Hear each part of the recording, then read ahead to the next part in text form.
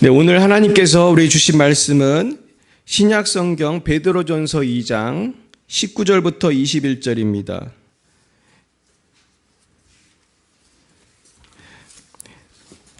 그리고 잠언 16장을 또 한 군데 보겠습니다. 일단 베드로전서를 보신 다음에 잠언 16장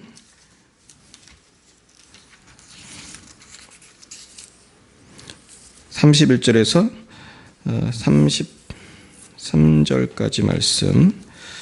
네, 먼저 베드로전서를 같이 읽겠습니다. 시작. 부당하게 고난을 받아도 하나님을 생각함으로 슬픔을 참으면 이는 아름다우나 죄가 있어 매를 맞고 참으면 무슨 칭찬이 있으리요. 그러나 선을 행함으로 고난을 받고 참으면 이는 하나님 앞에 아름다우니라. 이를 위하여 너희가 부르심을 받았으니 그리스도도 너희를 위하여 고난을 받으사 너희에게 본을 끼쳐 그 자취를 따라오게 하려 하셨느니라. 아멘. 여기 표시해 두시고요. 잠언으로 가겠습니다. 구약 929쪽, 예, 잠언 16장 31절부터 33절까지 말씀이 되겠습니다. 잠언 16장 31절에 33절.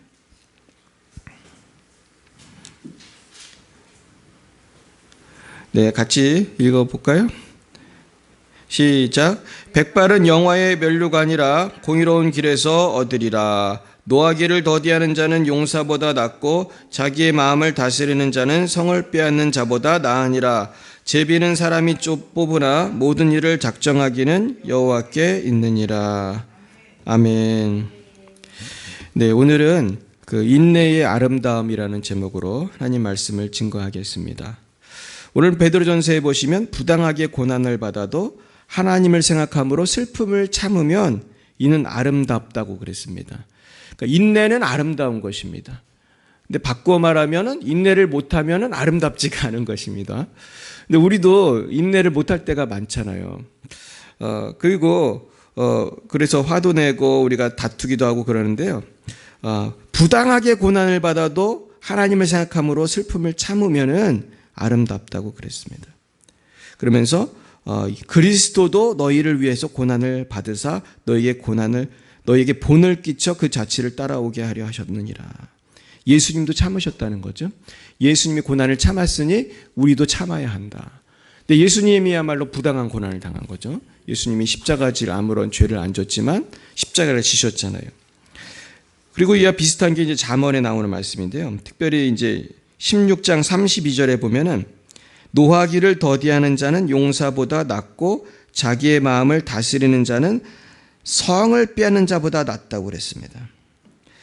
그러니까 노하기를 더디하는 것이 이렇게 용사보다 낫고 어떤 용맹한 군인보다도 노하기를 더디하는 사람이 더 훌륭한 사람이다. 그리고 자기의 마음을 다스리는 자는 성을 빼앗는 자보다 훌륭한 사람이다. 근데 사실은 이 시대가 이렇게 온유 겸손한 사람을 이렇게 대우해 주는 시대는 아니죠. 온유 겸손하면 바보 취급하고 그러면서 어떡합니까? 학교에서도 어떤 애가 온유 겸손하면은 걔를 누가 한 대 때리면은 또 온유 겸손하면 옆에 있는 애가 또 한 대 때리고 걔는 나중에 온 학급 애들이 다 때리는, 우리가 뭐라고 하죠? 왕따가 되는 거죠. 근데 직장에도 왕따가 있다고 그래요.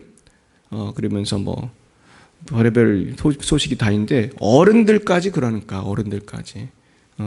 저는 목사니까 목사도 그런다는 걸 알아요. 목사도 왕따시킵니다. 저도 옛날에 어떤 교회에 있을 때 몇 사람이 할 일을 혼자 한 적이 있어요. 정말로 놀라운 일인데 이게 현실이에요. 사람이 간판이 중요한 게 아니에요. 포지션이 중요한 게 아니에요. 하나님 뜻대로 안 살면 다 그렇게 될 수 있어요. 그러면 뭐 저는 죄 안 졌냐? 저도 넘어질 때 많죠. 오늘 저도 이 말씀대로 슬픔을 참기만 하면 얼마나 좋겠습니까? 근데 우리가 저나 여러분 모두가 슬픔을 참지 못할 때가 많이 있거든요. 근데 예전에 알렉산더 대왕이라는 분이 계셨습니다. 이분이 아주 젊은 나이에 전 세계를 정복을 했어요. 그래서 헬라 제국, 그 큰 그리스 제국을 이분이 만들었잖아요. 근데 알렉산더에게 문제점이 하나 있었는데, 이 알렉산더는 아주 용맹하고 머리가 좋고 뭐 다 좋은데, 물론 예수를 안 믿었지만 그게 제일 큰 문제지만은 이 사람에게 가장 문제는 혈기가 있었어요. 한번 이게 화가 나면은 우리 요새 말로 뚜껑이 열린다고 그러죠.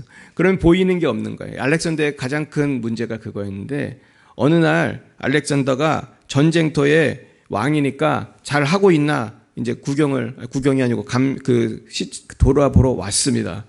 왔는데 어떤 장군이 술이 잔뜩 취해가지고 그 전쟁터에서 술 먹고 놀고 있는 거예요. 어떻게 됐을까, 알렉산더가?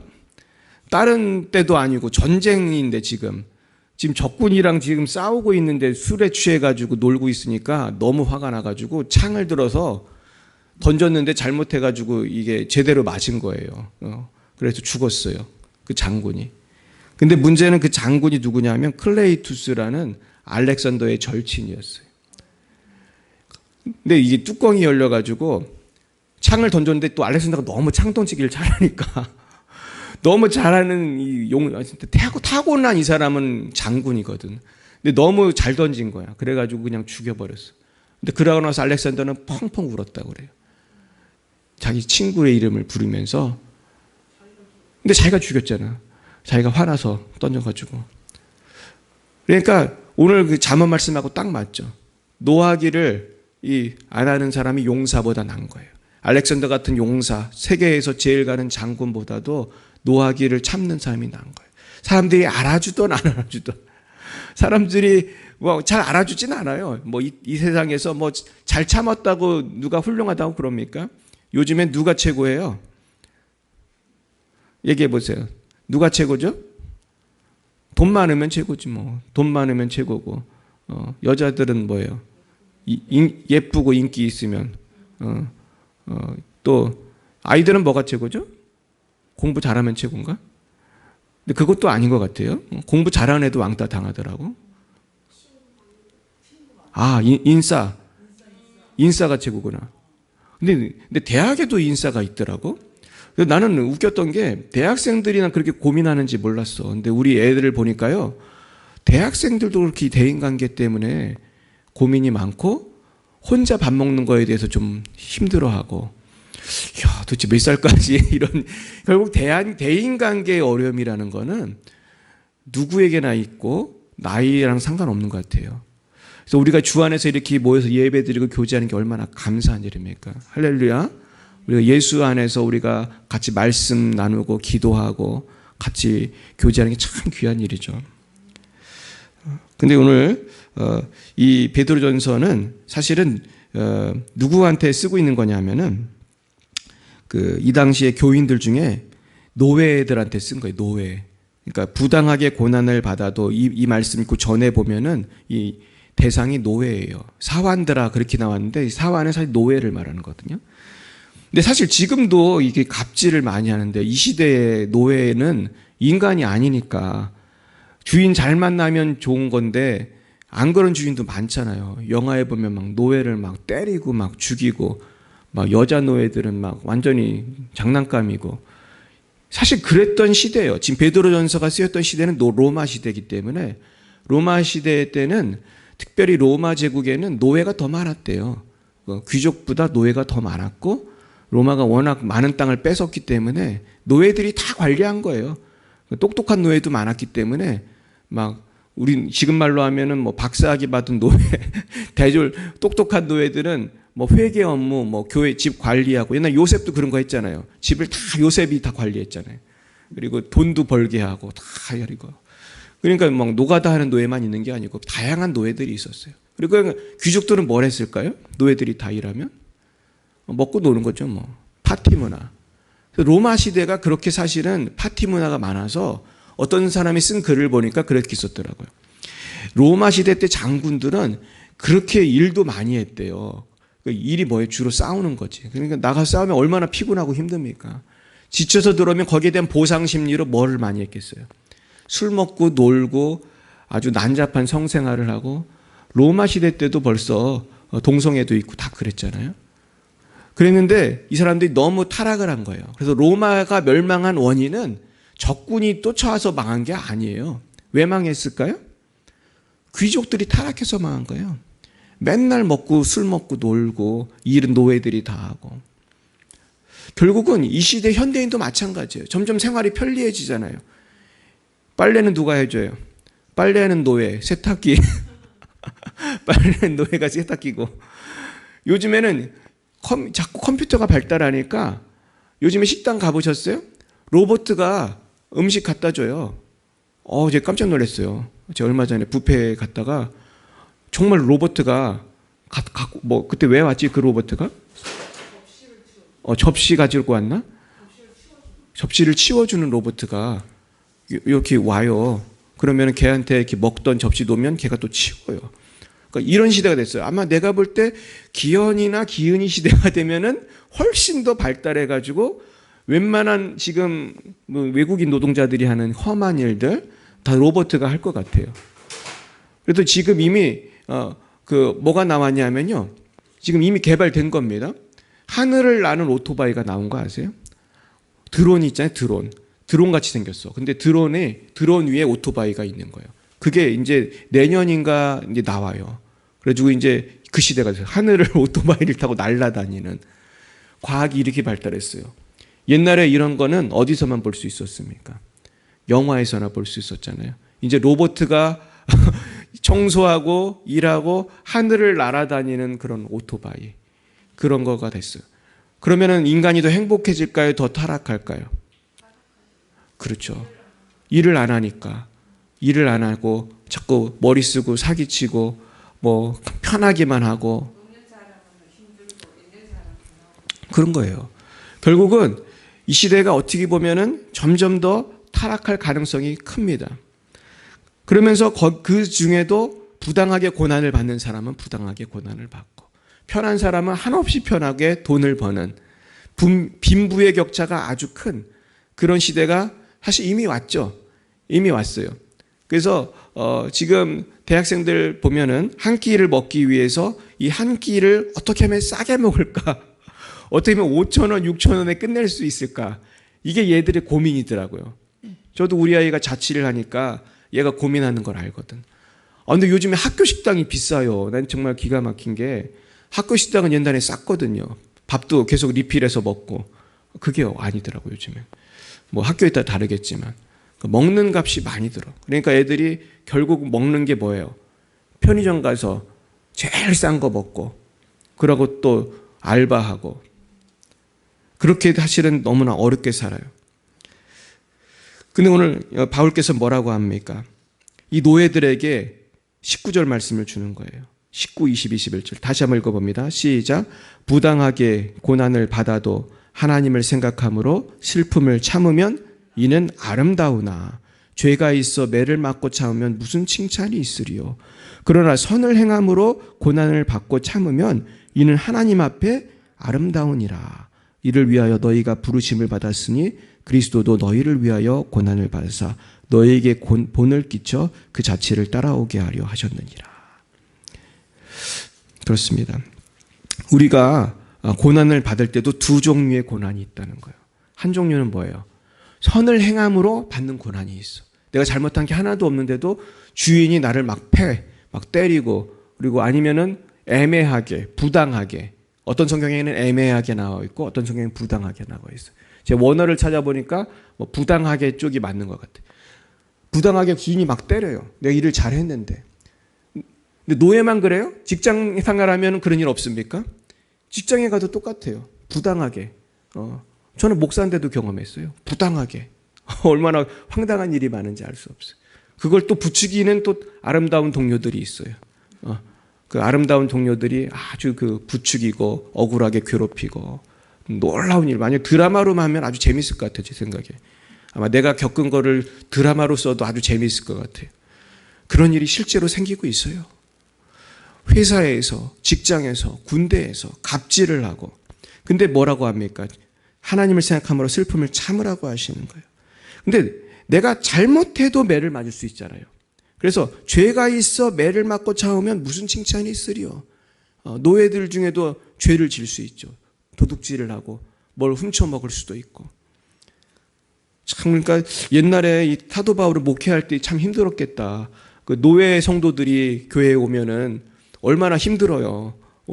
목사님, 아니, 사도 바울께, 이제 이번 주에도 매를 맞았습니다. 이번 주에도 주인한테 어떤 일을 당했습니다. 그럴 때 말씀하는 거죠.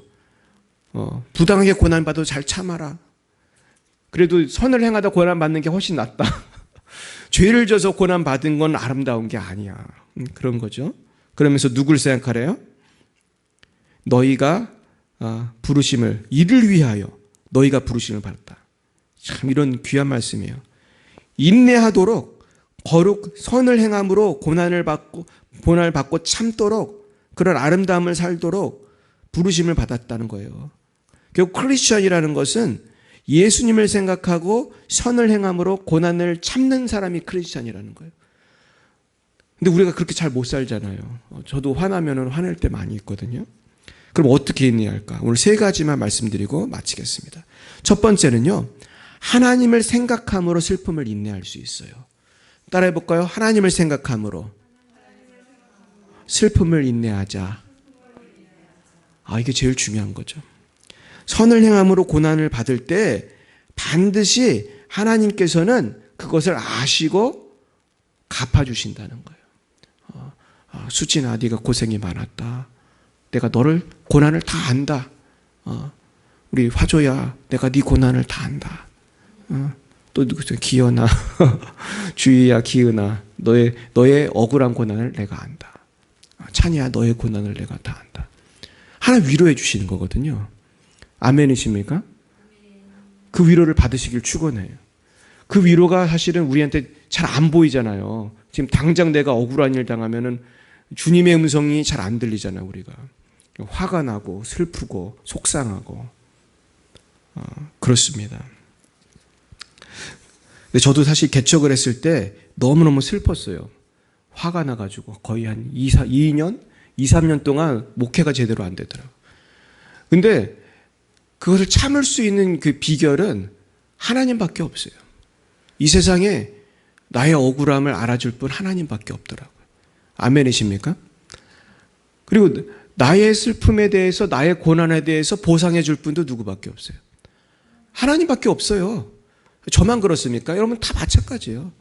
우리가 당하는 애매한 고난, 부당한 고난이 사실 상황에 따라 얼마나 많습니까? 그래서 그 고난에 대해서 일일이 대처하고 싸우다가는 사실 직장도 못 다니는 거고, 그러다가는 교회도 못 다녀요, 사실은. 교회 안에서도 부당한 고난을 당할 수도 있어요.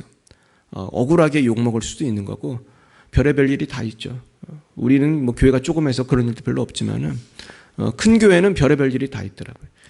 그러나 우리가 그걸 참을 때에 하나님께서는 알아주신다는 거예요. 근데 제가 참 설교를 준비하면서 감사한 거는, 우리가 이렇게 인내하면서 잘 버텼더니 하나님 우리에게 복을 주시는구나. 뭐 저 개인도 그렇고 여러분도 마찬가지일 거예요. 우리가 슬플 때 주님을 바라보고 참는 거는요, 다 하나님이 보상을 해주세요. 저는 생각해 보니까 우리 교회도 너무 하나님께 복을 많이 받았더라고요. 제가 한 몇 가지만 말씀드릴까요? 우리가 개척을 했을 때에 어떤 청년이 우리 교회를 나왔는데 얘가 직업이 없었어요. 제 이름은 얘기 안 하겠어요. 근데 얘가 직업이 없었는데 놀라운 일이 벌어졌어. 우리 교회 나온 지 몇 주 안 지나서 얘가 취직이 됐어요. 근데 놀라운 거는 어디에 취직이 됐냐 하면은 얘가 몇 달 전에 떨어진 직장에서 전화가 와서 취직이 된 거예요. 그러니까 하나님께서 우리 교회를 나오니까 얘가 몇 달 전에 떨어진 직장에서 전화가 와가지고 다시 오라고 그래서 취직이 된 거예요. 할렐루야. 저는 다른 사람들 어떻게 생각할지 모르지만 얘가 우리 교회 나와서 복을 받았다고 생각해요. 지금도 그 직장에 다니고 있어요. 좋은 직장이에요. 보통 그런 일 없잖아요. 몇 달 전에 떨어진 직장에서 누가 전화해서 오라고 합니까? 놀라운 일이 벌어졌어요. 그러면서 또 다른 청년도 또 취직을 했어요. 그러니까 지금 우리 교회에 나오는 청년들은 취직 안 된 애가 없어요. 그냥 100% 취직. 대학도 넣어서 떨어진 애가 없어. 한 명밖에 없었거든, 우리 영은이. 고3애가. 근데 영은이도 하나님 은혜로 몇 개가 돼가지고 골라서 가고. 근데 그게 참 저는 은혜라고 생각해요. 얘가 잘해서 간 게 아니고. 걔가 시험 볼 때도 굉장히 잘 봤어요. 놀랍더라고요. 이제껏 나오지 않은 성적이 나와가지고 아주 그냥 은혜롭게 얼마나 감사한지 알 수 없어요. 대학 가서도 잘하게 해주시고, 우리 또 교회가 예전에 예배당이 없을 때 기도했잖아요. 우리가 그렇게 몇 달을 기도한 지 그때 한 달 반인가? 그냥 제가 성도님들한테 선포하고 기도하자고 그랬는데, 이 예배당을 그때 어떤 분이 소개받아서 우리가 와봤거든요. 근데 참 좋은데, 그때도 우리가 돈이 별로 없는데, 그 시설비 달라고 그때 몇 천만 원을 요구했는데, 우리는 감당할 수 없어가지고 포기했거든요. 근데 포기했더니 또 몇 달 있다가 전화가 또 왔어요. 대폭 깎아줘가지고 몇 천만 원이 아니라 아주 몇 백만 원으로 거의 10분의 1 거의 10분의 1의 가격을 주고, 아닌가? 거의 10분의 1이죠. 처음에 얘기했던 가격에 거의 10분의 1에. 근데 그때 하나님께서 저한테 마음을 주셨거든요. 뭔가 이렇게 더 인내하면 좋은 일이 있을 것 같은 마음을 주셨는데, 근데 이렇게 딱 와고 나니까 너무 좋잖아요. 우리가 올 때쯤에 여기 주차장 공사하고 있었는데, 주차장 생기고, 그래서 지금 부천에서 제일 주차장 좋은 교회예요. 우리 교회가. 주차장 1시간 무료. 1시간이 정말 무료잖아요. 그런 데가 어디 있어요. 100대를 댈 수 있는데, 100대의 주차장, 우리 교회를 위해서 하나님이 마련해 주신 줄 믿습니다. 결국은 하나님 앞에 공짜란 없다는 거죠. 전 그걸 생각해요. 저는 우리가 하나님 앞에 특별히 잘한 것도 없는데 왜 이렇게 복을 주시나 생각해 보면, 우리 성도님들이, 우리 권사님, 집사님이, 우리 아이들이, 사모님이 기도했지만은 하나님께서 분명히 전 기억하셨다고 생각해요. 우리 성도님들이 당한 고난을, 우리 교회가 당한 고난을 기억하시고 하나님께서 갚아주시는 줄 믿습니다. 결국 우리의 삶 속에서의 모든 고난은 하나님이 갚아주십니다. 사람들이 알아주든 안 알아주든 하나님이 주님의 때 10,000배로 100,000배로 다 갚아주실 줄 믿습니다. 무한히 갚아주시죠. 천국에서 무한히 갚아주세요. 두 번째는요, 우린 예수님의 인내를 본받을 때 슬픔을 참을 수 있어요. 예수님은 진짜 죄가 하나도 없잖아요. 우린 사실은 죄인이잖아요. 우린 죄도 많이 짓잖아요. 그래서 사실 우리가 당하는 고난에는 억울한 것만 있는 건 아니에요. 사실은 우리가 또 나름대로 공헌을 했어요. 그러니까 우린 죄인이 있고 실수도 많이 하니까. 하지만 예수님은 완벽한 분이지만 십자가를 지셨단 말이에요. 그래서 예수님이 우리의 인내의 모델이 있습니다. 21절에 보면, 이를 위하여 너희가 부르심을 받았으니 그리스도도 너희를 위하여 고난을 받으사 너희에게 본을 끼쳐 그 자치를 따라오게 하려 하셨느니라. 결국 우리 기독교인들은 그리스도의 고난을 본받아서 십자가를 따라가기만 하면 인내하지 못할 일이 없는 거예요. 그래서 물론 쉽지는 않지만 그 눈물 속에 희망이 있는 거예요. 아주 놀랍습니다. 그래서 많은 선교사님들, 우리 목사님들 보면은요, 그렇게 어려운데도 막 기쁨이 충만한 분들을 제가 가끔 봐요. 별로 기뻐할 일이 별로 없는데, 제가 며칠 전에 누굴 만났냐면은 이 방글라데시의 선교사님인데, 이분이 기쁨이 충만해. 성령의 능력이 나타나고. 근데 이분이 난 잘 몰랐는데, 이분이 원래 파키스탄에서 사역했는데 총을 맞아가지고 목을 관통했대, 총알이. 근데 하나님의 은혜로 이 총알이 어떻게 해가지고 살았어요, 이분이. 살아가지고, 원래 죽어야 되잖아요, 목에다 총을 맞으면. 목이라고 그랬죠? 통과를 했대. 이 장기를 안 건드리고. 기적이죠? 얼마나 이게 어려운 일이야. 총을 쐈는데 심줄 하나만 건드려도 직사를 했을 텐데. 근데 놀라운 일은 선교를 포기를 안 하고 말이죠. 이분이 또 더 가난한 방글라데시에 가서 지금 사역을 하고 있어요. 어제도 제가 만났는데 이분이 성령이 충만해요. 기쁨이 충만해. 내가 볼 때는 기쁠 일이 별로 없지만은 하나님의 위로로 그렇게 충만하시더라고요. 지금도 방글라데시 가가지고 성령 사역을 한대. 그래서 나한테 그러더라고. 방글라데시도 똑같아요. 기도하면 귀신이 나가고 병이 낫고 막 그런가 봐요.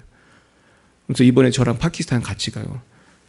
그래서 우리 교회도 왔었어요, 그 선교사님. 그래가지고 제가 비자 만들어야 되는데, 하나님께서 주시는 위로가 있구나. 그러니까 이분이 그 상처가 얼마나 크겠어. 총에 맞았으니 선교하다가 너는 참 재수도 없다, 누가 그럴 수도 있는데 그 상처가 얼마나 많겠어. 실제로 목도 아프고 죽을 뻔했고.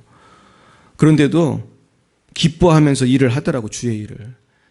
그러니까 그리스도의 인내를 본받는 것이 이런 것이구나. 할렐루야. 그리고 개척교 목사님도 마찬가지예요. 제가 성회에 가면 가난한 목사님들이 아주 단체로 와 있어요. 어디서 그냥 전국에서 목회가 안 되니까 온 거예요, 거기까지. 어떤 목사님이 어제 간증하는데 그러시더라고요. 이분이 증평에 있는 목사님, 할아버지 목사님인데 그러더라고요. 누가 그러더래요. 교인은 얼마나 되냐고 물어보더래. 그래서 얘기를 안 했대요. 교인이 많으면 여기를 왔겠냐고 그러더라고요. 이분이. 근데 우리가 다 웃었어요. 근데 그 웃는 분들이 대부분 교인이 적은 분들이. 근데 그 어려움 가운데도 성령이 충만하니까, 예수님으로 충만하니까 행복한 거예요. 그래서 농담을 할 수가 있고 기뻐하고. 그래서 제가 친구 목사님들 보면은 참 어렵거든요. 너무너무 어려운데 기쁨이 충만한 거예요. 얼마나 놀라운지 알 수 없어요. 결국은 슬픔과 기쁨이라는 거는 내 안에 무엇으로 충만한가가 결정하는 거구나. 아멘입니까? 내 안에 예수로 충만하면 기쁜 거고, 예수로 충만하지 않고 내 자아로 충만하면 열받는 거예요. 억울한 거예요. 짜증이 나는 거예요. 그러므로 범사에 감사하시길 축원합니다. 예수만 바라볼 때 우리는 감사할 것밖에 없어요.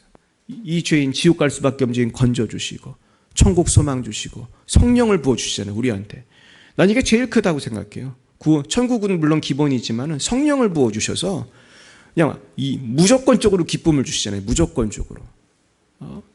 여러분, 이 무조건적인 기쁨을 사실 우리가 언제 느낄 수 있냐면 고난 중에 느낄 수 있어요. 이건 기쁘고 편할 때는 못 느끼는 거예요. 성령의 기쁨이라는 거는 고난이 없으면 못 누려요. 왜냐하면 고난이 없을 때 기뻐하는 건 성령의 기쁨이에요? 그냥 기쁨이에요? 세상 기쁨이잖아요. 그거는 세상 만족이고. 근데 고난이 있고 가난하고 일이 안 되고 병이 들고 지금 죽게 되고 순교하고, 내가 지금 아오지 탄강에서 고난하고, 막 북한은 실제로 그런 예수 믿는 사람 붙들어다가 살게 하는 마을이 있어요. 마을이 수용소야. 마을 전체가. 그 마을을 삥 들어가지고 그 도망 못 가게 그 동물들 지키는 것처럼 동물의 우리같이 해놨어요. 실제로 그런 데가 있습니다. 그 요독 수용소라고, 정치범 수용소인데 기독교인들이 많이 있어요. 기독교인들이 수용소에 몇 명 있는지 아세요? 제가 제 기억에 40만 명인가 있어요. 40만 명. 그 북한의 고위 관리한테 곽선희 목사님이 들은 거예요. 거의 확실한 거예요. 거의 도시 인구가 지금 그런 데 가서 살고 있어요. 이 사람들이 뭐 먹고 사는지 알아요? 쥐 잡아 먹고 살아요. 배급을 너무 조금 주니까 배고픈 사람은 쥐를 잡아 먹어요. 제가 그 강철한 기자가 쓴 책을 보고 알았어요. 그 사람도 수용소에 있다 왔는데, 이 사람 기독교인이라고 한 건 아니지만 정치범 수용소에서 너무 배가 고파가지고 쥐를 잡아 먹었대요. 근데 더 웃긴 거는요, 나중에 쥐가 씨가 말라가지고 털을 잡아 먹어가지고 쥐가 부족해가지고 어떤 때는 쥐를 키웠대. 이거 조금씩 뭘 먹이면서. 가축이에요, 가축. 그러다 이분이 탈출을 했어요. 그래가지고 이제 지금 이분이 어떤 기자예요. 이분이 예수도 믿고 이제 변화되고, 그분 책이 아주 유명한 책이에요. 평양의 아쿠아리움이라고. 근데 예수 믿는 사람들이 그런 데 있다니까요. 근데 이분들이 얻을 기쁨은 뭐밖에 없어요? 성령의 기쁨밖에 없는 거예요. 저는 북한 선교 연구하면서 진짜 크리스찬은 북한에 있다. 우리들은 어찌보면 가짜가 많아요. 나는 내가 볼 때 한국 크리스찬들은 가짜가 90%예요. 어떻게 보면은. 좀 심하게 말한 겁니까? 모르죠. 사실은 하나님 나라 가봐야 알겠지만은, 내가 볼 때 목사 중에도 가짜가 많고 장로 중에도 가짜가 많고, 그러면서 우리 자신을 돌아봐야 되는 사실. 혹시 나는 가짜가 아닌가? 세 번째, 부당한 고난 인내할 수 있는 비결은요, 성령의 위로예요.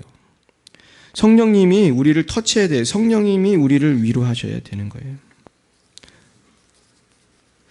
결국은 우리가 새롭게 하셔서 무슨 내가 매일 기쁘게, 거기 프로그램에 어떤 분들이 나오냐 하면은 너무 그냥 죽을 것 같은 고난 중에 막 장애도 있고 막 돈이 없는 사람도 있고, 이 사람들 간증하는 거 공통점이 있어요. 뭐 때문에 이분들이 죽지 않고 살았나? 뭐죠?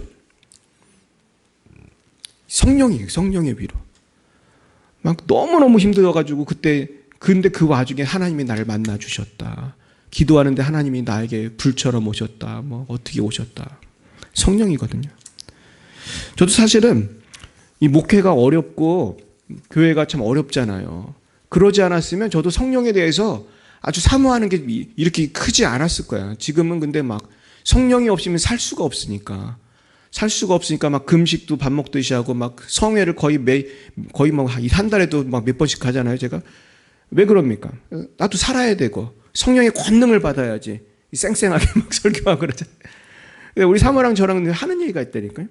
막 성회가 가면 되게 피곤해요. 막 12시까지 막 얼마나 늦게 끝나는지 몰라. 그러면 막 피곤하고 어떨 때 막 졸면서 설교를 듣고 막 주야 막 나중에 막 그러다가 잠이 깨고 막 그러지만은 우리가 기도를 왜 합니까? 기도하면서 성령이 나를 주장하는 거예요. 그러면은 정말 그걸 느껴요. 성령이 나한테 막 오는 걸 느껴요. 여러분들 느껴보셨습니까? 왜 아멘들이 없으세요? 느껴보시기 바라요. 주여 성령님 나를 임해 주세요. 그러면 진짜 느껴져요. 성령이 막 위에서부터 쫙 내려오는 거예요. 막 어떤 때는 주여 하고 손을 들고 기도하면은 이 난로가 이 지붕에 난로가 있는 것 같아. 어떤 때는 막 성령의 불이 막 임하는 게 느껴요. 그러면서 뭐가 사라지냐면 신기한 거는 마음속에 내가 염려했던 근심 걱정이 막 사라지는 거예요. 그게 참 신기한 거예요. 그래서 주님의 성령으로 충만하면서 막 걱정 근심이 사라지고 주님의 성령으로 기쁨이 막 생기는 거예요. 막 자신감이 생기는 거예요. 그래서 제일 좋은 친구, 제일 좋은 부모, 제일 좋은 자녀는 뭐 하는 분이에요? 기도해 주는 사람, 기도해 주는 부모, 기도해 주는 자녀, 기도해 주는 친구. 할렐루야. 제일 중요한 거예요. 한 가지만 말씀드리고 마치겠습니다. 곽선희 목사님이 북한 선교를 하러 처음 간 게 80년대 초반인가 그래요. 근데 이분이 소망교회 개척하고 급성장을 해가지고 갑자기 대형교회 목사가 돼가지고 갔는데 이분이 원래 북한 사람이거든요. 북한에서 도망온 거예요. 근데 엄마가 성경책 한 권 딱 줬대요. 난 너에게 줄 게 없어. 성경책 한 권 주고 기도해주고 정말 눈물의 이별을 한 거예요. 그러면서 이분이 정말 죽을 수밖에 없는데 하나님이 그냥 기적적으로 이렇게 살려주셔가지고 이분이 아주 세계적인 목사님 되셨는데 이분이 이제 북한을 갔는데 어머니들을 찾은 거예요. 어머니가 이제 돌아가셨다고 생각을 하고 무덤을 찾았는데 그렇게 잘 못 찾더래, 무덤을. 이분이 아마 분명히 많은 그런 후원금을 갖고 갔어서 북한에서도 이제 VIP 대접을 하고 그랬을 거 아니에요. 그러니까 그랬는데 결국은 찾은 게 뭐냐면은 94세에 죽었다는 걸 알게 됐어요. 근데 94세가 언제냐 하면은 곽선희 목사님 북한 가기 직전에 돌아가신 거예요. 일단 그게 좀 안타깝더라고. 무슨 영화 같더라고. 한 1년 전인가 돌아가셨어. 근데 이분이 그걸 알고 호텔에 왔는데 너무 슬프더라는 거예요. 그래서 혼잣말로 그랬대. 어머니, 이 열악한 환경에서 94세까지 왜 사셨냐고. 그냥 빨리 천국 가시지. 왜 여기가 얼마나 지옥 같은 데인데. 그랬더니 어머니의 음성이 들렸대요. 뭐라고 그랬냐면은 내가 너를 위해서 기도하기 위해서 이렇게 살았다. 그분이 그래서 막 펑펑 울었대요.